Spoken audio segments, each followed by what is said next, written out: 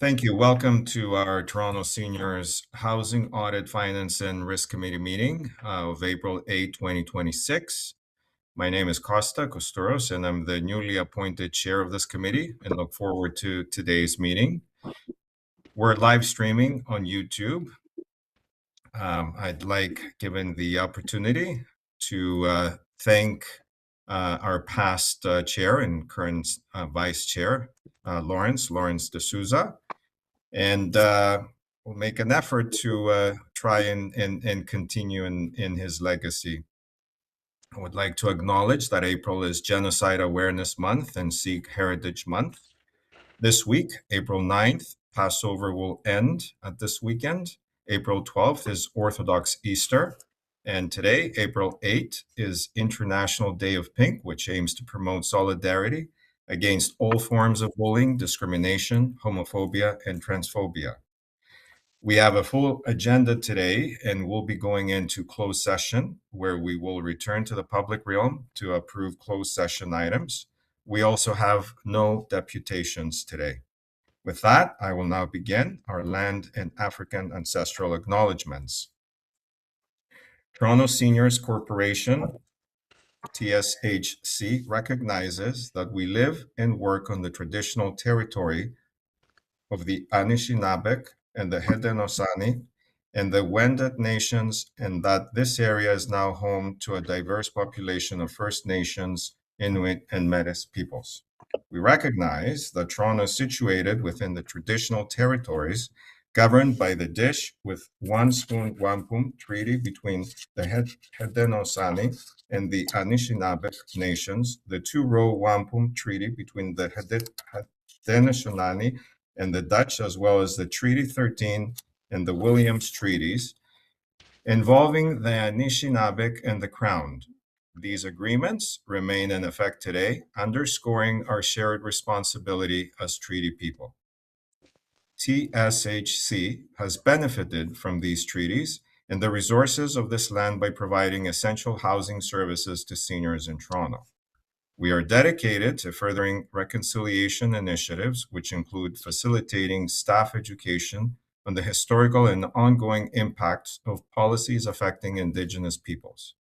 This encompasses topics such as the Indian Act, residential schools, treaty violations, and the continued crisis surrounding missing and murdered Indigenous women and girls.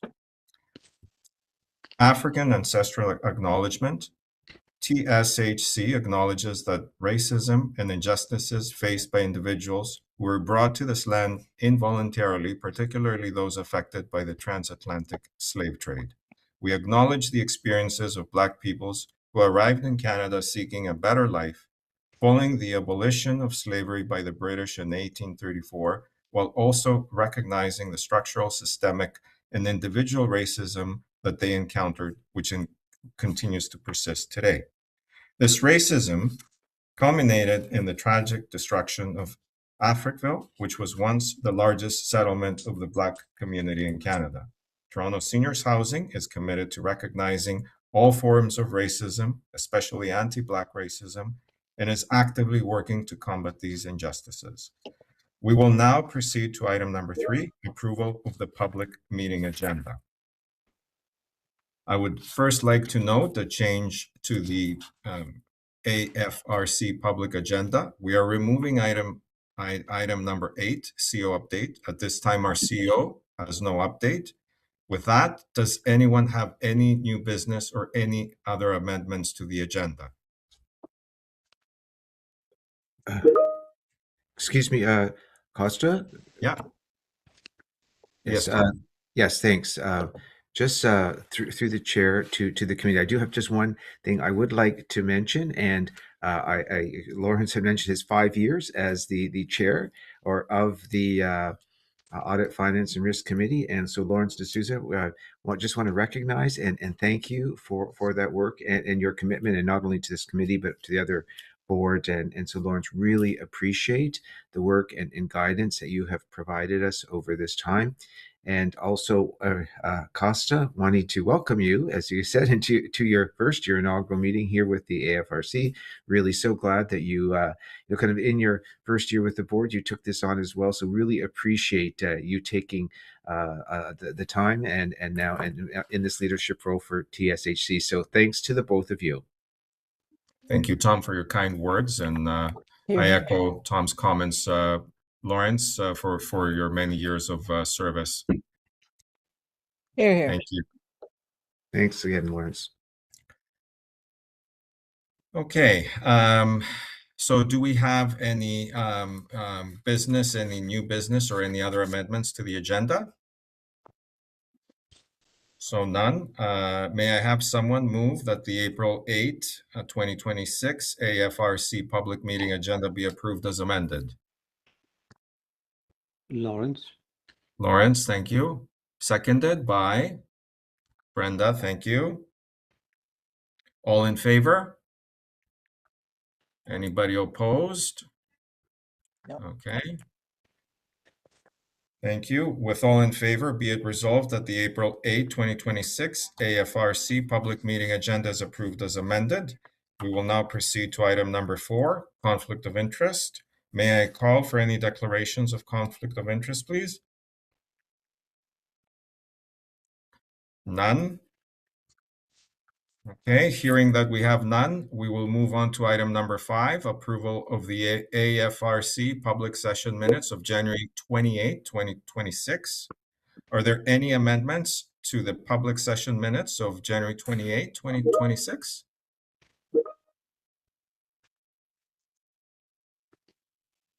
Okay. Trying to navigate the screen, make sure I don't miss anybody. Hearing none, and that we have none, may I have someone move that the January 28 public session minutes be approved? Lawrence. Lawrence, thank you.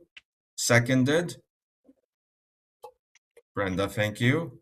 All in favor? Okay, anybody opposed?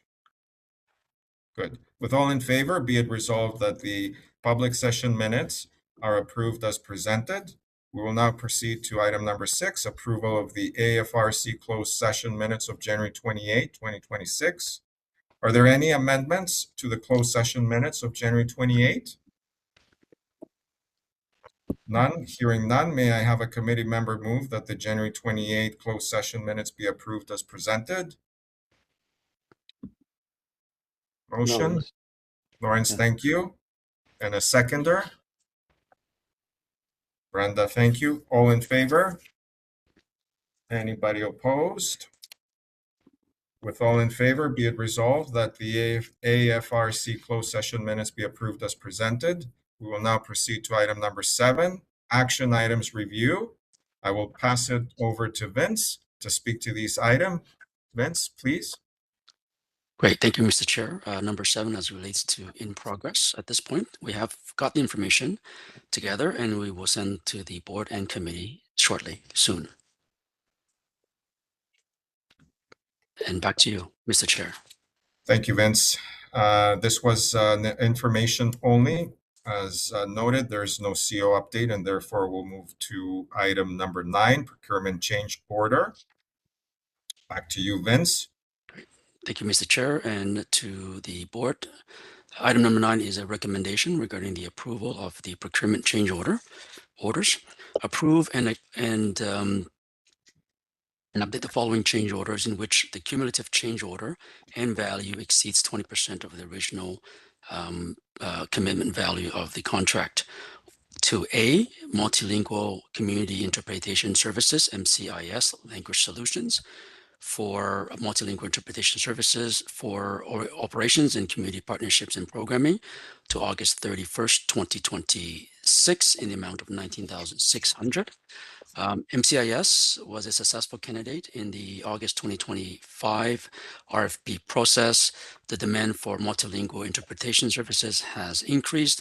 The change order requires to the end or applies to the end of the first year when a new RFP would go out to market based on added demand requirements. The second item is on Calian Cyber Solutions, which is for the maintenance of TSHC website server and reporting services, support services, contract extension to November 30th, 2027 in the amount of $91,343.16. Essentially the contract extension currently expires in May of 2026.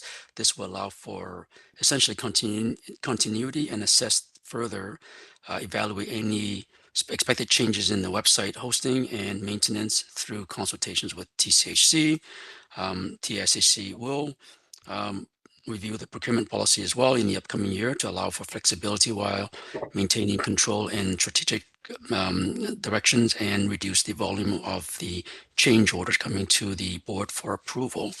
So those are the two items I have for change orders, and I'll take any questions if there are any at this point. Thank you, Vince. Brenda? Just a quick one. Is it Calian Cyber Solution? Yeah. Have they been our current provider? Yes, through the chair. Okay, so they started supporting us from when?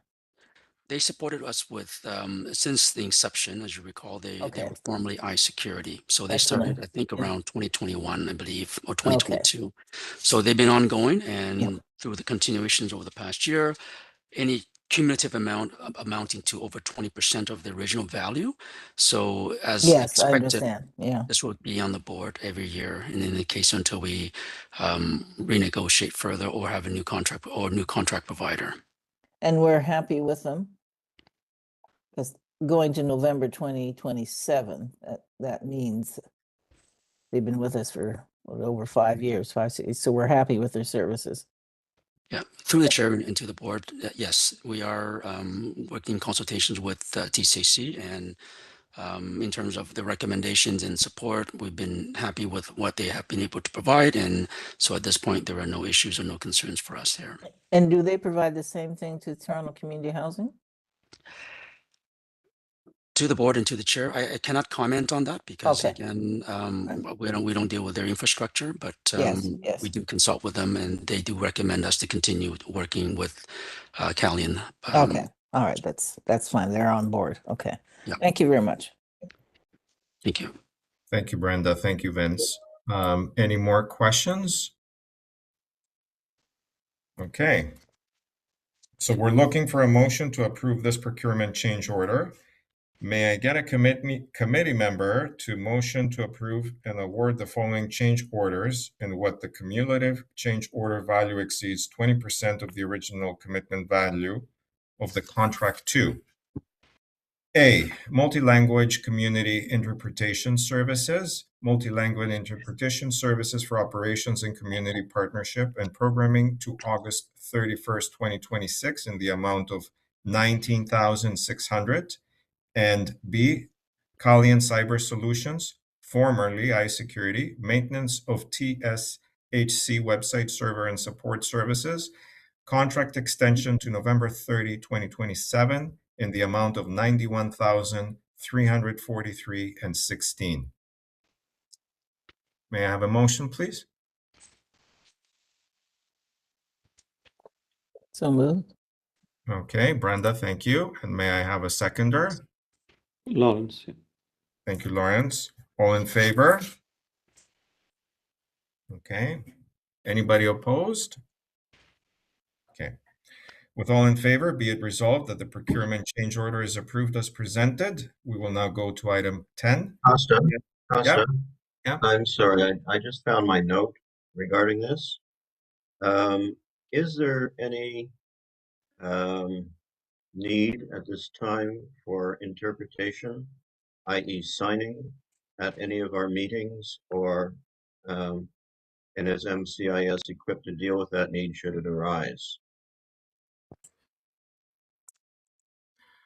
I know that's not your particular. So through the chair, I can speak to, oh, sorry about that. Sorry, Jess. I'm sorry. Yeah. Through the chair to the committee, we can take away assessing MCIS's capability. My understanding is they do provide sign language services, or those for those that are hearing impaired. So that is something definitely can take away if the committee would like us to as an action item. But I'm not sure to answer that. Okay. It's a good point, Jesse. Thank you. Thank you. Have we ever had occasion to use sign language interpreters? Deanna or Tom or whoever can answer. Through the chair, I can double check prior to me in case I'm missing some history, but I don't know of any as far as I know. Tom's nodding too, so yeah. Okay. So we agree as a takeaway and continue with the motion. Okay. So with all in favor, be it resolved that the procurement change order is approved as presented. We will now go to item number 10, TSHC operating surplus settlement. Back to you, Vince. Please, thank you. Thank you, Mr. Chair, and to the board committee. This is for approval in the amount of $1,154,565 surplus settlement going to TSHC. Through the budget process with the City of Toronto and TSHC, the city has advised that TSHC to allocate the remaining surplus after taking into consideration the 2026 TSHC budget allocation requirement. The new relationship agreement between TSHC and TSHC, which came into effect January 1st, 2026, any deficit or surplus positions will be dealt directly with the city. And at this point, I'll take any questions if there's any at this point. Thank you, Vince. Do we have questions? Brenda? Just a general one, and anyone can answer this. Is what is the explanation for why we return surplus to TCHC? I mean, is it because they're considered our parent partner, so to speak, and that a surplus is accrued to them? I mean, I've just never understood the rationale. Tom, do you have anything? Yeah, through the chair to the committee, I can start, and Vince, if you want to add anything. And so through the chair to Brenda, if you look at or consider where the corporation was in June of 2022 when it was set up, right? There was really question around, okay, did they have, was the budget right at that point in time? And understanding, right, that that as the kind of the new corporation, Toronto Seniors Housing, was performing its work and really kind of understanding, right, that something like that, what was in like the 23.5%, how did that apply? There would have to be a reconciliation at the end of the year, and that's where it came into that transition agreement with the surplus or the deficit, and wanting to keep each organization whole. So there was a couple of years where we had a surplus. There's, I think, a year where we had a deficit, right? So it is balancing that. And now with the relationship agreement, it is now it's separate. No, I understand the history because I was there for it. Sorry. I just never really understood the rationale why we couldn't keep our own surplus. Is it because they don't want us to be so thoroughly independent that we acquire an increasing surplus? I just don't understand the rationale for why it always goes back to Toronto Community Housing. Yeah, through the chair to Brenda. So I do think it, as I said, there was years where we had a surplus, where we had a deficit, I and then remember. Toronto Community offset that, right? So, but where we are now moving forward, we work kind of independently with the city around the reconciliation of our budget. Yeah. Okay. Maybe I can explain a little bit on the rationale as well. In terms of the rationale, I mean, for our purposes here over the last 3-4 years, the city has maintained a very strict guidelines in terms of what we do with it as well. Mainly in the past, anytime there is surpluses, they tend to use it for future, budget deficit positions like we have here now. So in 2026's budget, for example, some of the or other organizations and corporations had to sort of dig into their retained earnings and surpluses in prior years to be able to offset the future budget. So in this case here, there's nothing in terms of rationale per se, more or less, but it's been a very tight operation overall, where the city also works with us and manage with us as well to ensure that at the end of the day, yes, if there's any sufficient surplus, we use it towards applying for future budget deficit position. And in this case here, we will be in that position in 2026 as expected through the budget process there. So, but there isn't, rhyme or reason as to basically, that. it goes to reduce the indebtedness of the city grant to either corporation. So that's the reason. I'm assuming, I'm reading between the lines here, but it helps reduce the city grant. Correct. Subsidy, So, correct. Yes. Subsidies. Yeah, thank Yes. you. Okay. That's probably as best an answer as there is. Thank you very much. Yeah. Thank you, Brenda and Tom and Vincent. Continuing on that line of thought, I'm also concerned, and we've discussed before, with the projected deficit in next year, and may have asked this before. The city does cover the deficit, or we are assured that they would. And a subsequent question: is there any merit in exploring a conversation around becoming independent, so that we are in control of our own deficit and our own surplus and strategize for the future? Or is that, back to your point, Vince or Tom, something that goes with the contractual agreement? Yeah, I'll just say quickly, yeah, that's part of the contractual agreement with the shareholders agreement with the City of Toronto. And therefore, they maintain and they essentially control TSHC directly through that process. But no, we cannot be independent from that perspective. And we continue to work with them very closely through the budgeting process, but also through other initiatives as outlined by the city as they're the main shareholder of TSHC. Thank you, Vince. Okay. Any further questions, comments? Yeah, Jesse. Yeah, I have a series of questions, all surrounding the post-retirement benefits. It's $6,964,000, 256 employees, an average of $27,000 per. It's about 8% of the budget. And I realized that from last year to this year, there is an increase of $900,000, as noted on page 95 of your package. And it's mostly WSIB obligation, as noted on page 110, a 15% increase. How will this impact the budget in the future? And is there any way to download that particular item to the multi-employer defined benefit pension plan and other post-employment benefits so that we don't have to administer it? I'm sure there's a cost to administering the amount. And as we're looking for efficiencies in budget, etc., this might be a way to help. If I may answer that, Mr. Chair, Yes. through the chair into the Please, board Vince. committee. Yeah, so the post-retirement obligation is an actuarial work and calculation completed by a third-party consultant that essentially assess and review annually what is the expected future payments of these expected retirement costs. The amount goes up and it actually could go down as well every year, and we do expense that as part of our ongoing yearly amount. In 2025, WSIB was included because the amount became a bit more material. Previous to that, they felt there was nothing included in there. So moving forward, that amount will be in there.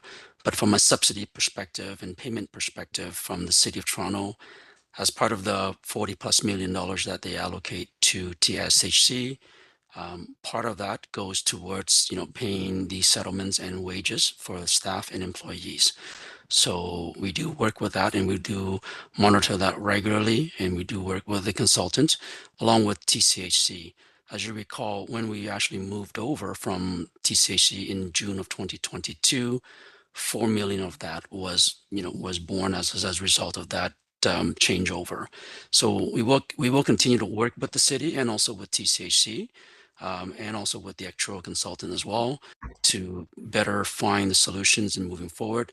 But both the city is aware of the information, and so is the is the actuarial as well, that does it every year, and we continue to monitor the situation, of course. Yeah, my question, Vince, sorry to the chair and the committee. My question was, in as much as there are 4 participants in this particular fund, is there a way to consolidate the participants so that we don't have to monitor and administer that particular aspect of payments?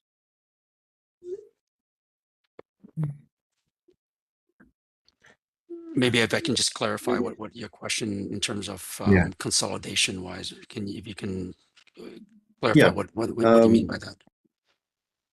It's my understanding, and perhaps I'm incorrect, that there are 4 participants in the multi-employer defined pension plan. And we are the lowest rung of those, of course. But it seems not inappropriate, but perhaps there's a better way to manage those funds and the disbursements thereof. If we are actually administering it and making payments to the former employees, the post-retirement employees, maybe there's a better way to manage that, which would reduce our costs.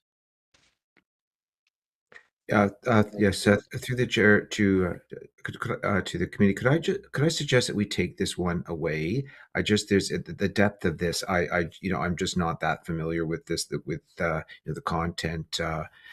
Just to I think really give you a fulsome response. So if it could be something that we could take away and look, I think, and get more detail for you, I think that would be helpful. Maybe Yeah, I could just add Yeah.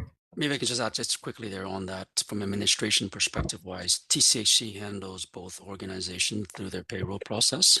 So it's not like we have a separate department or group that deals with that.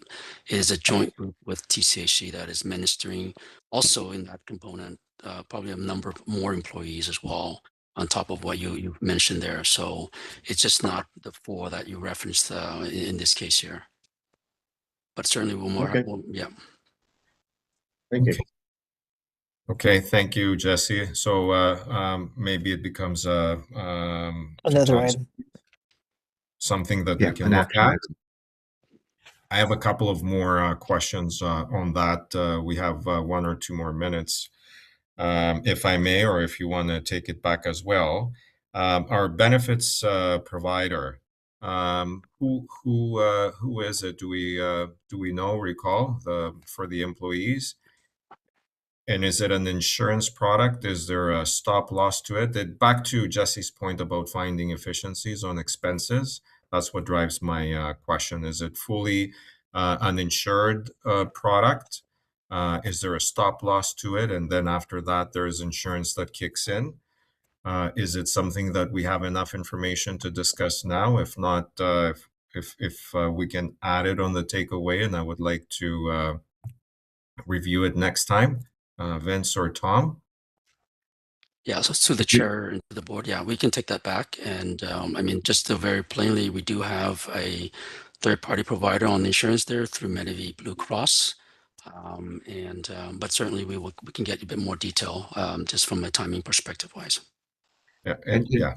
Yes, Tom. sorry, Costa. I just through the chair, to the chair. I just want to, Carol. Do you have any further detail on that benefits? I know that's an area, or as well. Is it just better if we come back with a more fulsome response? Thank you through the chair and to the committee. I think it's better we come back with a fulsome response. Vince is correct. We do use Medivie Blue Cross. We have I can't remember the vendor's name, but we have our vendor that we work with that helps us with our benefits and cost allocation and reviewing the costs. So I think we would have a more fulsome response for you, both Costa and Jess, if we take this one back with respect to the benefits and our healthcare provider.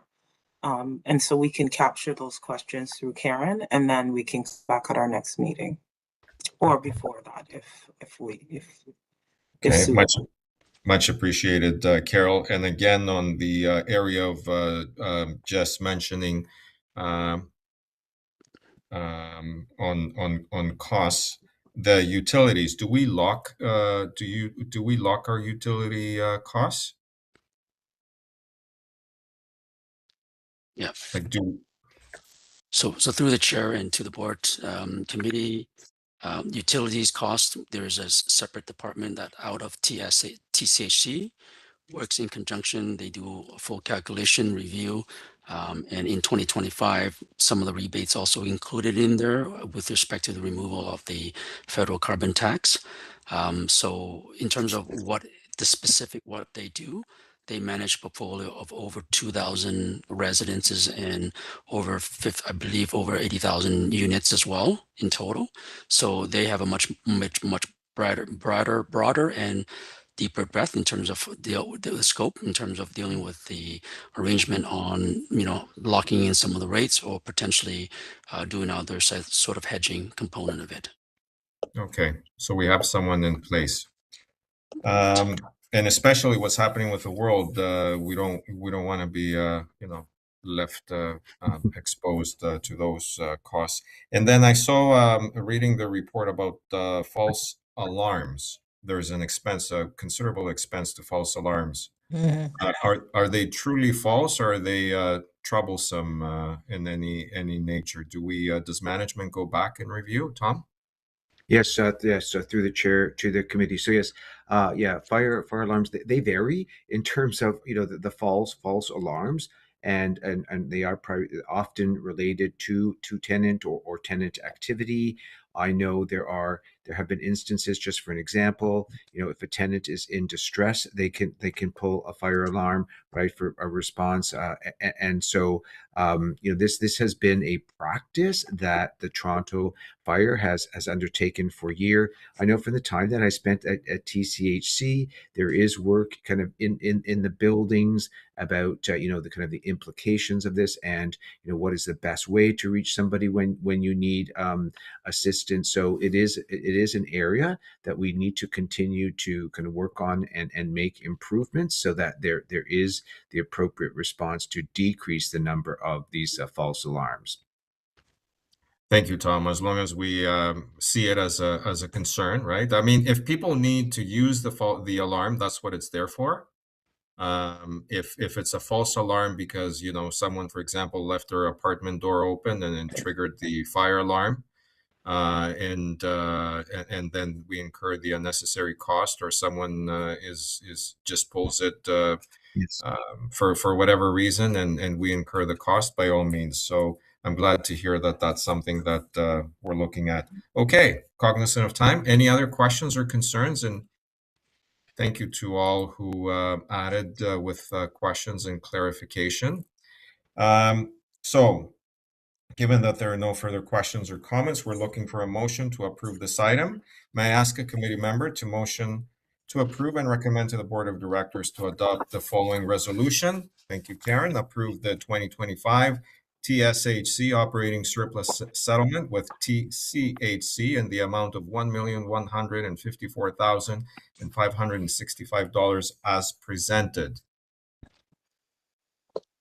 So Brenda, moved, thank Brenda. Thank you, Brenda.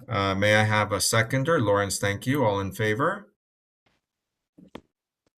Thank you very much. Any opposed? Okay, with all in favor, be it resolved that the TSHC operating surplus settlement is approved as presented.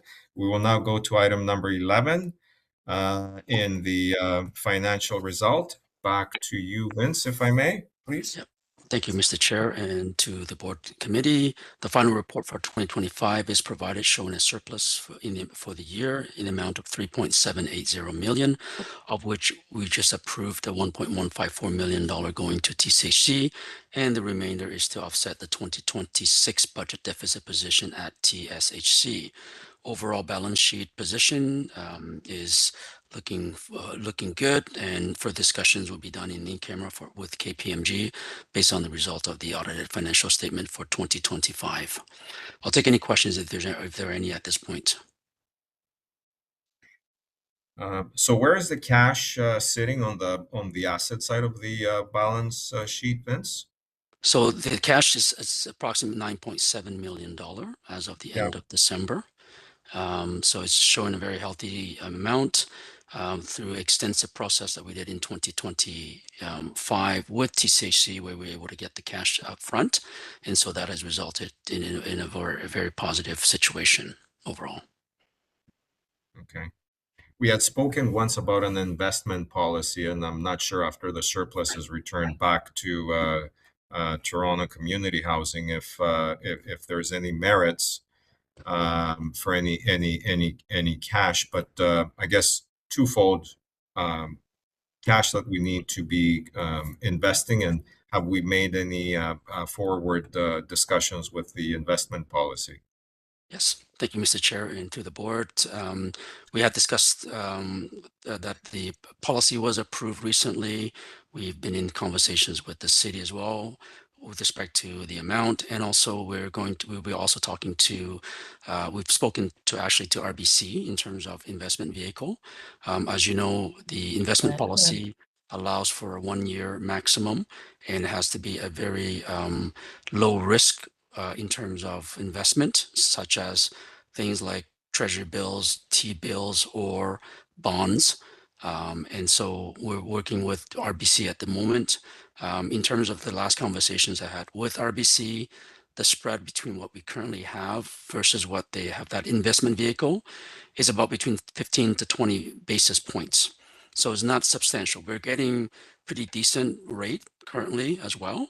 And so that's, you also see that in the on the financial statement wise, last year we've earned about over $200,000 just on the interest component there. So we will continue to work with the RBC to be able to invest this further and consult with the city as well through the investment policy. Okay, thank you, Vince. Any other questions from the committee members? Concerns? Brenda? Just a quick one. Vince, the interest payment from the CRA, that is what again? That's the thing we were waiting for a determination on, wasn't it?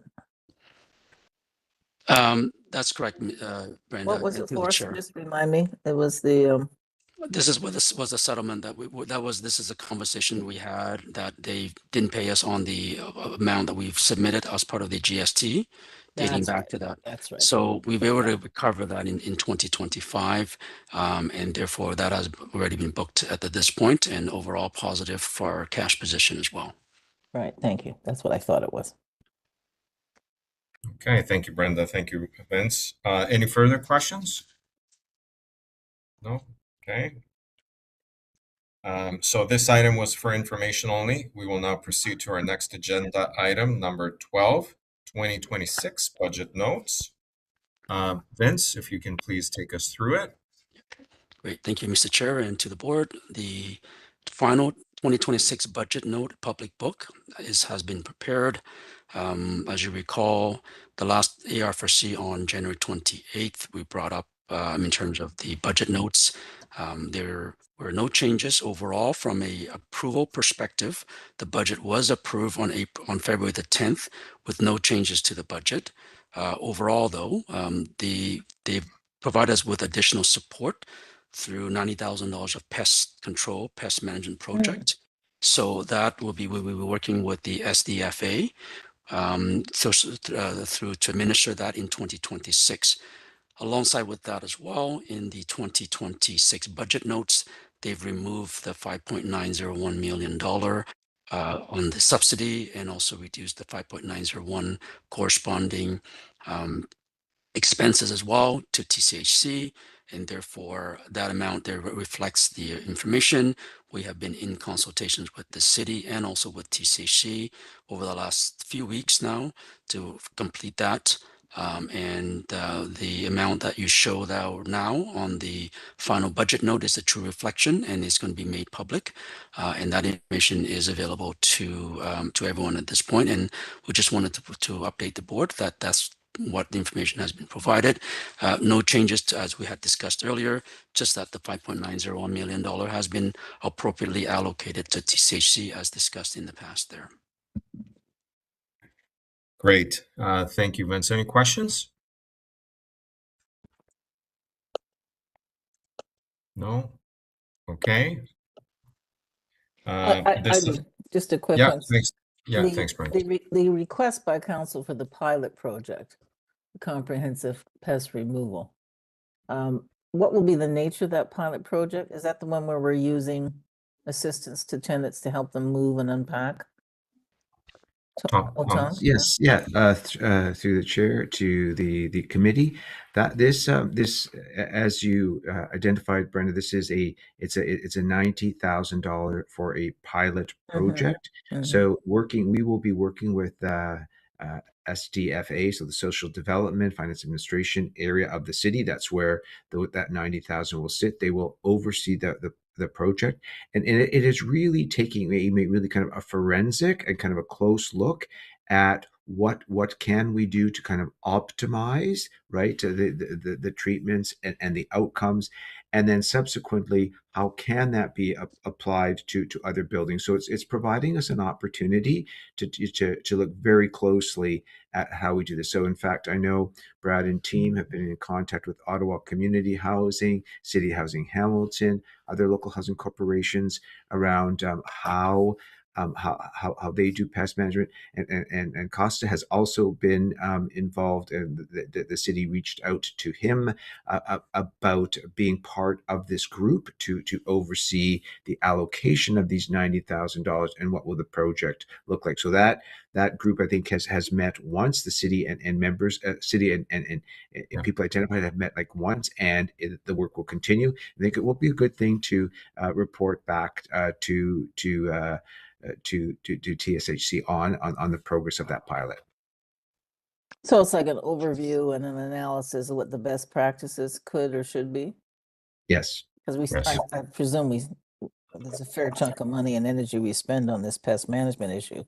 And it's a major source of irritation for our Absolutely. Yes. tenants and staff, and Yes. huge Thanks. allocation of time that we spend on it. Yeah. Thank you, Brenda and Tom. Jess? And to the chair and the board, with regards to pest management, are there specific buildings that have been targeted to remediate, or is it more of an overview project? So through the chair to the committee, I know that with the first meeting of the group, Brad has been asked to provide certain data and information. I wasn't at that meeting, so Brad, do you have anything around? Will there be certain? I would assume there will be certain buildings targeted. I just don't want to assume that because it's a pilot. We'll have to be focused, Brad. Yeah, through the chair. Jess, absolutely. We're going to be focusing, most likely running a pilot on 2 separate buildings so that we can put the results together and kind of see what results we're getting. And we're going to pick those buildings based on size that we feel like providing sampling as well as their pest history when selecting the 2 locations. But just 2 buildings? For the pilot, yes, there's 2 buildings that'll be included.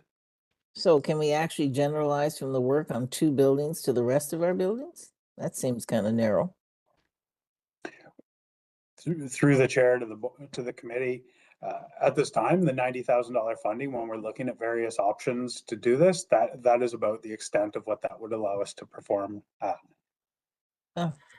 I think to Brad's point, Brenda, as an operator, I can tell you it seems like a lot of money, but I don't think you can extend beyond a couple of buildings if you're going to do it thoroughly, for lack of a better descriptive. Yeah, I understand.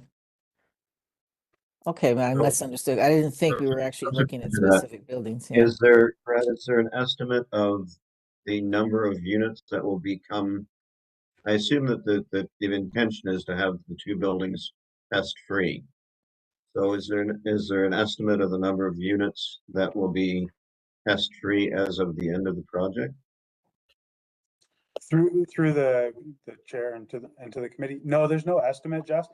Pest-free is something that every housing provider strives for, and I'm not aware of anybody who's actually been able to successfully declare themselves pest-free.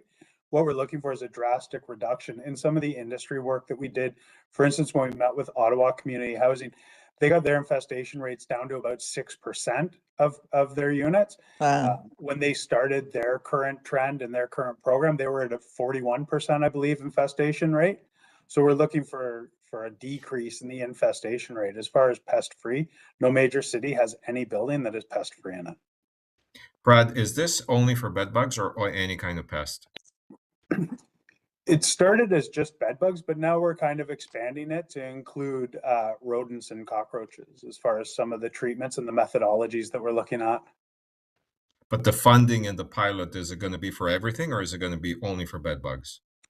The pilot's only for bed bugs, but we're incorporating all other pest forms into the work that we're doing. Yeah. Will that also include the supports? I know that we've implemented, we have our team, our little roving team that help tenants who are unable to physically or practically move their furniture or get rid of stuff because of whatever difficulties they may have. Will it be looking at that as a part of the solution as well? Through the chair and to the committee, yes, it will. Last Okay. year, we did allocate our own funds towards that. So aside from the units that we had Toronto Public Health assist with preparation on, the pest control team did have $80,000 approximately that they spent on preparing units for people that either didn't qualify for Toronto Public Health and were deemed unable to prepare their units for themselves, and that we had to prepare them in order for a successful treatment. But it's going to look at expanding on that, Brenda. Good, because I know that's a big issue. Tom? Yes, through the chair to me. It's interesting. I just have to raise this point, and I was part of the conversation with Ottawa Community Housing. In fact, when they do their prep, they actually do very little movement of furniture. They were explaining to us they want to see where the infestation is the worst, and then they pinpoint that. So in fact, it's going to be interesting to hear what are some of the kind of the current practices around best dealing with. But it was interesting to me, because I've always had this thinking that, you got to move, you got to make everything clear so that they can, spray as well as they can. Ottawa has taken a bit of a different approach. But interesting to hear what the other, City Housing Hamilton, I know when I was there at City Housing Hamilton, they actually had people who were there to move all the furniture. So there are different models. It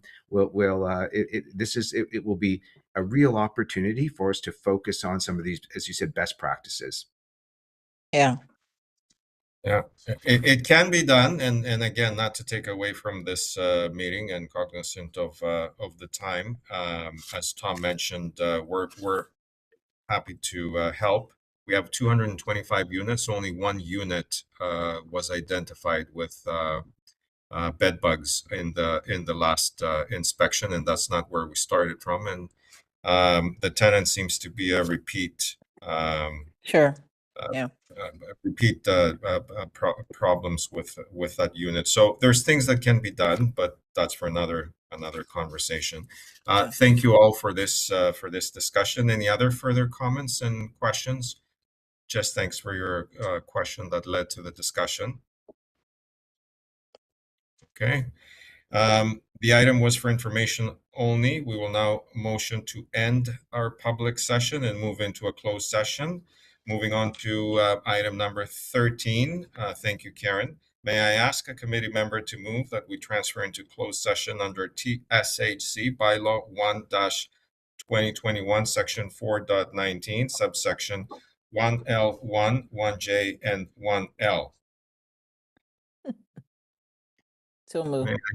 Thank you, Brenda. And may I have a seconder, please? Lawrence, thank you. All in favor? Anyone opposed? Thank you. With all in favor, be it resolved that the AFRC meeting will now be closed to the public. So carried. Karen, if you can please help us out.